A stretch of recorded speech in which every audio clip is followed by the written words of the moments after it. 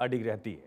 वहीं खालिस्तानी अलगाववादी गुरपतवंत सिंह पन्नू की हत्या की साजिश का मामला और गहरा रहा है जब से अमेरिकी अखबार फाइनेंशियल टाइम्स ने खुलासा किया कि खालिस्तानी अलगाववादी गुरपतवंत सिंह पन्नू को अमेरिका में मारने की साजिश रची गई थी। आरोप लगाया गया कि इसमें भारत की एजेंसियां शामिल थी।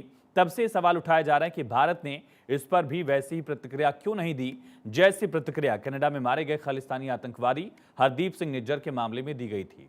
दरअसल कनाडा के प्रधानमंत्री जस्टिन ट्रूडो ने संसद में कहा था कि निज्जर की हत्या में भारतीय एजेंसियों का हाथ है, जिसके बाद दोनों देशों में कूटनीतिक टकराव शुरू हुआ। इसके उलट पन्नू के बारे में हुए खुलासे पर भारत ने माना कि अमेरिका ने अपने यहां सुरक्षा से जुड़े कुछ इनपुट शेयर किए हैं और गैंग वॉर के बारे में कुछ सूचनाएं भी साझा की। असल में पन्नू और निज्जर का मामला पूरी तरह से अलग है, इसीलिए भारत की प्रतिक्रिया भी अलग अलग दी है।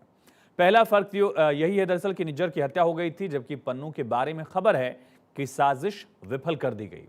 दूसरा फर्क यह है कि निज्जर के मामले में भारतीय एजेंसियों के शामिल होने की बात वहां के प्रधानमंत्री ने संसद में खड़े होकर कही थी, जबकि पन्नू मामले का खुलासा एक अमेरिकी अखबार ने किया है।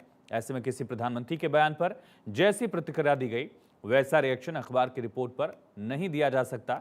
और तीसरा फर्क यह भी है कि अमेरिका को लेकर भारत ने कभी भी यह बयान नहीं दिया कि कनाडा की तरह वहां खालिस्तानी आतंकवादियों को सुरक्षित पनाह मिल रही है, और इसीलिए भारत की प्रतिक्रिया अलग अलग दोनों केसेस को रही है।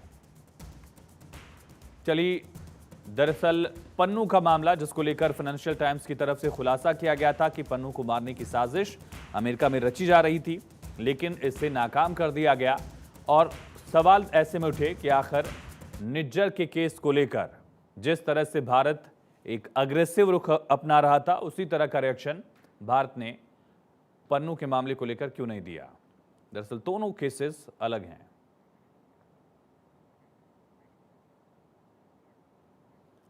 और बड़ी खबर